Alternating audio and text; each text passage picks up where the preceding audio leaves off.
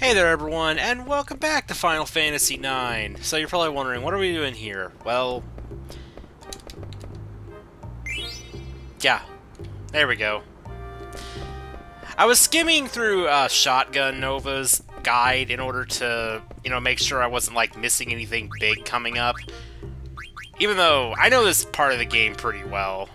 I don't think there was really any risk of that, but yeah. That really bugged me, because it's like, I knew there was something else in the business district, because I remembered, finding something on the first screen there, and it was bugging me so much, and, looking through it, it's like, I saw that, and I'm like, oh, there was an item there. But we didn't come back here just for that. I'm gonna go ahead and make another glass buckle, because it'd be nice to have two of those.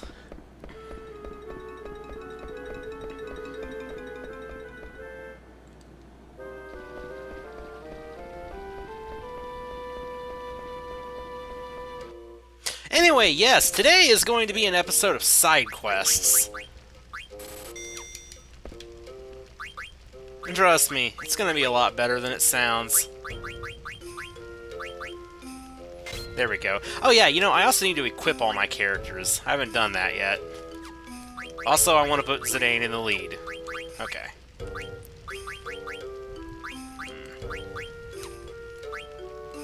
Yeah, okay, he's already equipped fine, but yeah, I need to equip Vivi and Freya.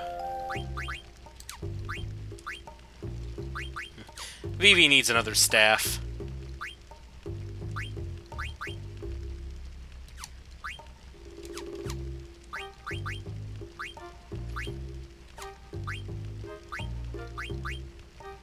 Ooh, yeah, I want to get level up.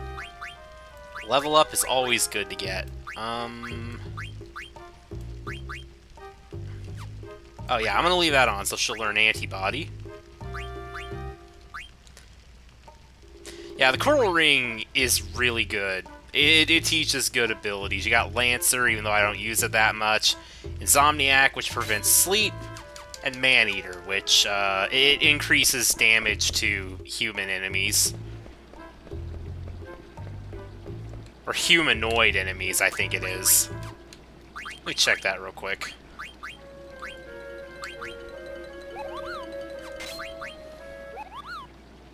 Oh no, it's specifically humans. Okay.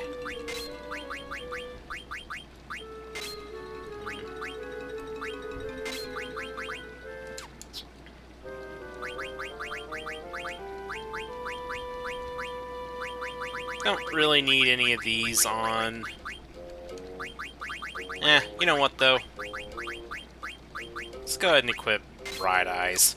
We don't have to worry about stone right now, so jelly's unnecessary. It's always good to have antibody on, though. I would say poison is probably one of the more common status effects in Final Fantasy IX. Anyway, I'll see you guys back at the Dragon's Gate. Alright, let's get on out here, shall we?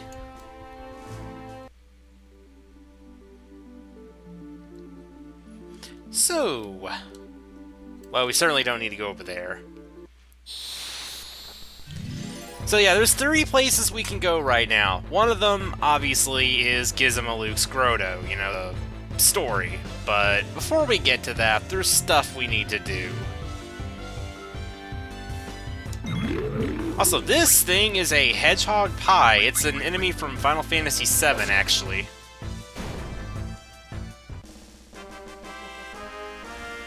Very easy. Even if it wasn't a back attack, that would have been very, very easy.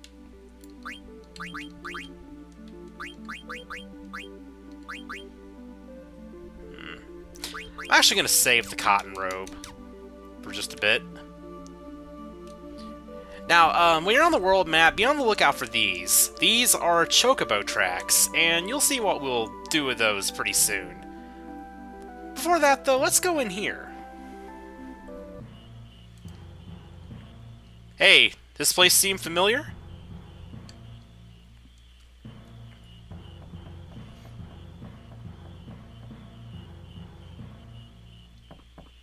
Yup. This is the marsh where Moggy and Mockster hang out.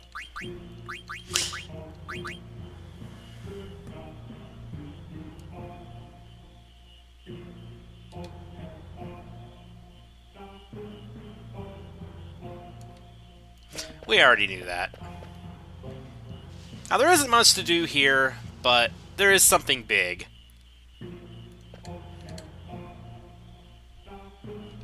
So yeah, this character right here, you don't have to do this. This is, I mean, well, obviously, since we're doing side questing right now, but, well, I'll explain more on this soon. For now, meet one of the best characters in the game.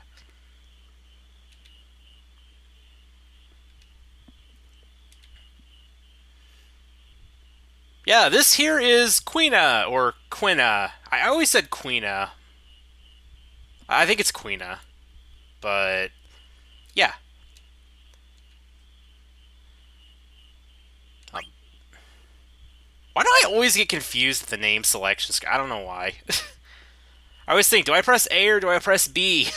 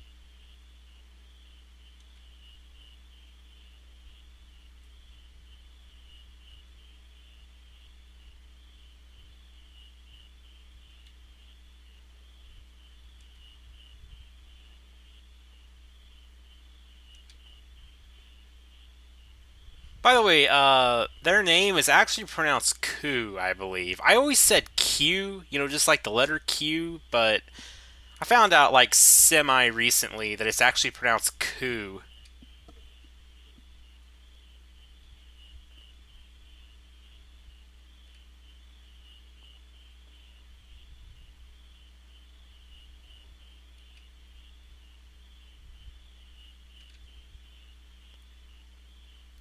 I'm not sure. Well, actually, yeah, I think you can probably deny to take Quina with you, but yeah, sure.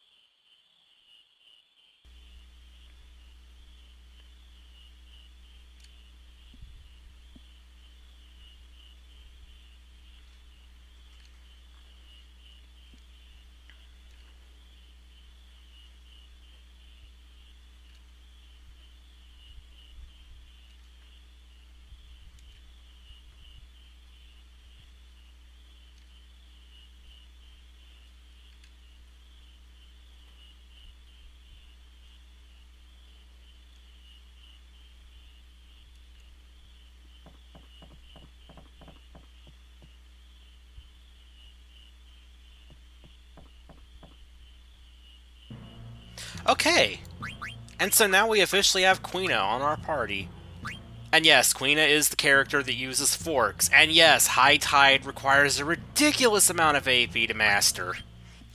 Anyway, yeah, you want to immediately equip Quina with some stuff, otherwise, they are going to get owned. That's what I wanted to save the cotton robe for. Yeah. By the way, there's a reason I'm referring to Quina as they. It's because Quina's gender is actually undefined. It's like even though even though Zidane referred to Quina as him a little bit ago, like throughout the entire game they refer to Quina as she, he, or s/he. Actually, apparently, coups are actually supposed to be genderless. They don't actually have a gender, which is probably why they do that. Yeah, you guys will see why I was doing that. Now, Quina has a mini game where you catch frogs, and well, yeah.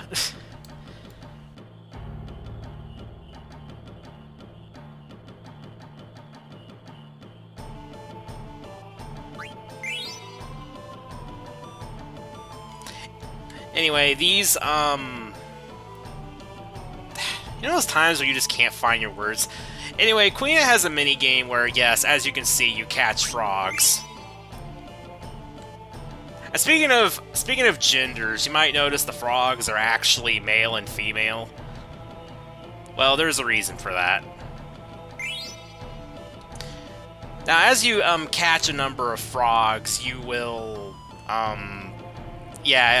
Quail will give you rewards. By the way, I didn't know this until I was able to see, like, the more detailed models, you know, but, if you look closely at the frogs, you'll notice that some of them have a black stripe, and the other ones, they have, like, a kind of yellow stripe, or it's just, like, a much lighter colored stripe.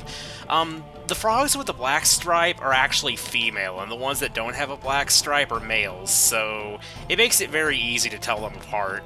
Used to, I thought the only way to tell was to actually catch them, which was aggravating. But you can tell at a glance like that. And basically, you see, basically it's like, over the course of the game, like, after catching frogs, I'm not entirely sure, like, how many, I'm not entirely certain, like, how many factors there are in this, but basically the frogs will slowly respawn as time passes. I think it has to do with the number of battles fought, probably. But yeah, it's like the frogs will slowly repopulate over a period of time, and then you'll be able to catch more frogs. And yeah, this isn't the only Q's Marsh or Q's Marsh in the world either. There's other Q's Marshes, but yeah, if you leave both a male and a female frog behind, it'll cause them to respawn quicker. Like, even if you capture all the frogs, like, even if you capture every single frog in a Q's Marsh, they will eventually respawn, but it takes way longer if there's only one frog or no frogs left. But that's weird, though, because I believe all frogs are actually hermaphrodites, so that's kind of strange. But whatever, it's game mechanics. Anyway, we got 2 females left, so let's just capture one of them. We need one of these 2 here. I think the maximum number of frogs that can be in a marsh is 8.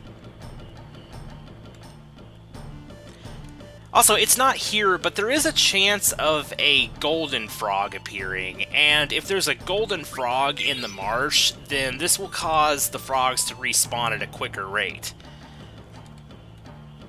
And there can only be one gold frog in a Q's Marsh at a time, and by that I mean there can only be one in the game. Like if there's a golden frog in one Q's Marsh, there will not be a golden frog in any other. But if you capture the golden frog, then it will respawn in another Q's Marsh.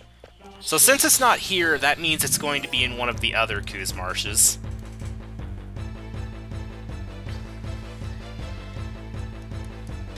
Now, even though Quina is an optional character right now, actually, they're not optional for the entire game, because if you don't get Quina now, there will eventually come a point where you do have to recruit them.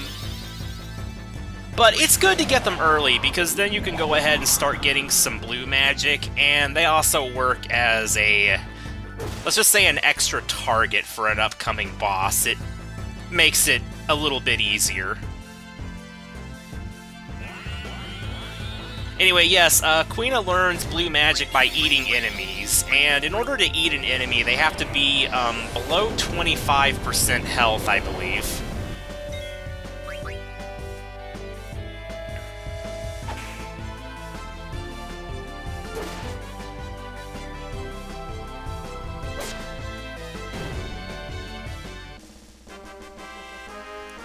Now, there actually is a, there is a magic that I want to learn here. I really wish I had a healer in my team right now.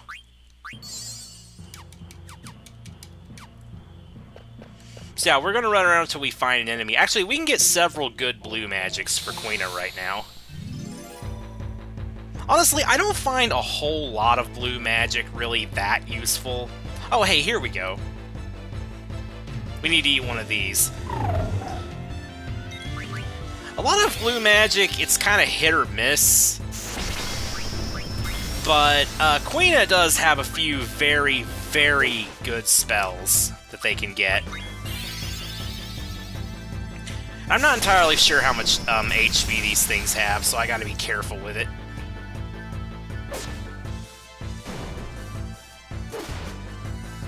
Okay, I'm gonna try to eat it. The weird thing about Quina's physical attack damage is that it seems to fluctuate weirdly. Like, most of the characters have, you know... It's like most of the characters have a pretty, you know... I don't really know what the word is. Okay, we learned Frog Drop. Like, I'm not really sure the word I'm looking for. Like, you know, it's like their damage is, I guess you could say it's predictable. I don't know if you guys know what I mean. Like, basically, you know, their damage is, like, largely determined by their strength, obviously, their weapon. It's like, they usually won't hit too much higher or lower than a specific number. But Quina's damage just, like, fluctuates all over the place. Sometimes it does very little, sometimes it does a lot.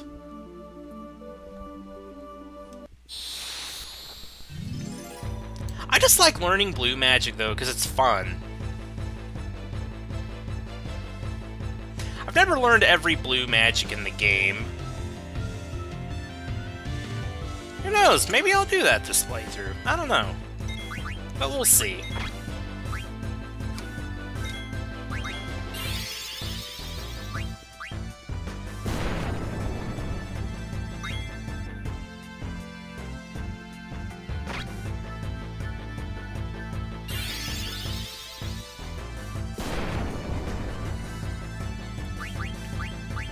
I think Vivi could use a potion.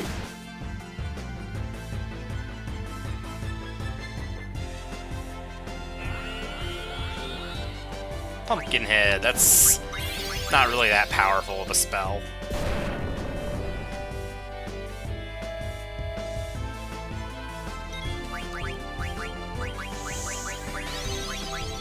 Let's go ahead and try out Aqua Breath. Yeah, I believe blue mages were originally introduced in, I'm not sure if it was Final Fantasy III or Final Fantasy V, because I haven't played 3 in a long time.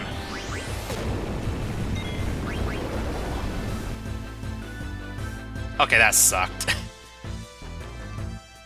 Yeah, like I said, not all blue magic is really that good, but Quina is good for, like, a specific, some specific spells that we'll be able to get later.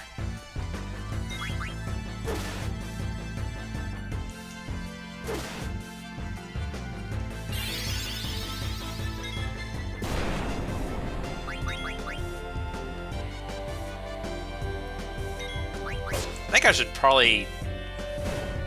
I don't know. Maybe I should go stock up on some more potions. Not right away, though.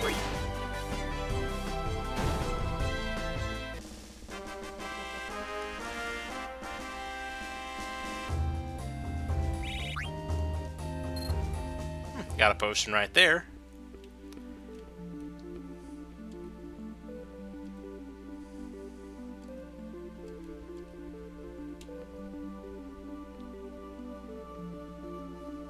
Chocobo's Forest. Yeah, I'm gonna save this for the next episode. See ya, everyone.